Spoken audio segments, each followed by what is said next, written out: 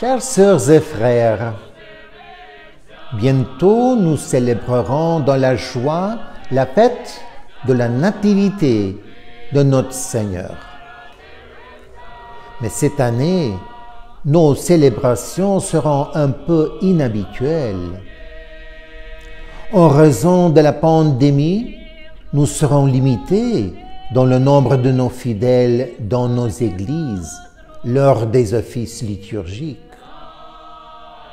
Les médecins nous conseillent de ne pas nous déplacer, de ne pas nous rassembler en famille. Le gouvernement limite le nombre de personnes autorisées à se rendre visite. On s'inquiète pour les grands-parents, pourvu qu'ils n'attrapent pas le virus, que Dieu nous en préserve. Je ne parle pas de la difficulté d'acheter des cadeaux, non pas qu'il n'y ait rien à choisir, mais nous n'avons pas de quoi se les payer. Et tout cela nous déprime.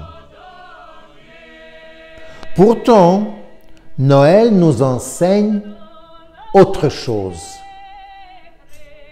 Quand Jésus est né, ses parents n'ont pas pu lui offrir les meilleures conditions.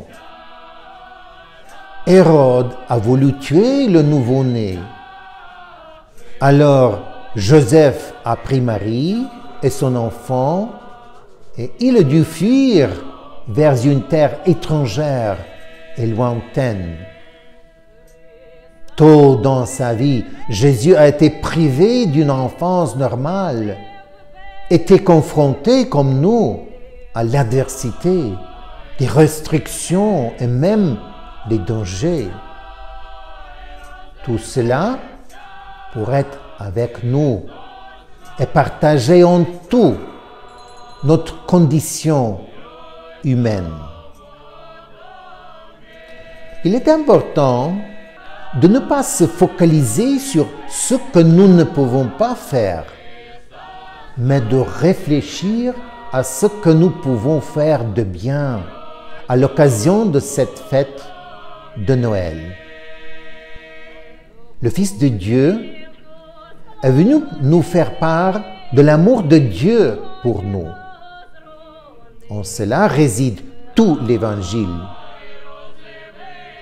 Nous pouvons faire du bien à notre prochain, et ce seront là de petits signes de l'amour de Dieu pour les humains. Lorsque nous préparons des cadeaux pour les orphelins,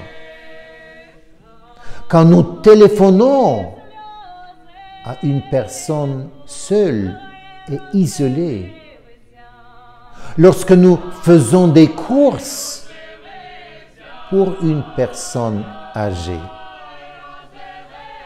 Tout le bien que nous faisons aux plus petits de nos frères et sœurs dans le Christ est la glorification de la venue du Fils de Dieu dans un corps humain.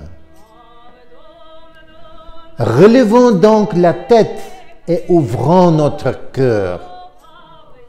Noël, cette année, peut être joyeux, comme jamais. Seulement, sachant découvrir par nous-mêmes sa véritable signification. Bonne et joyeuse fête à vous, mes chers amis, à vos familles et à toutes les personnes de bonne volonté.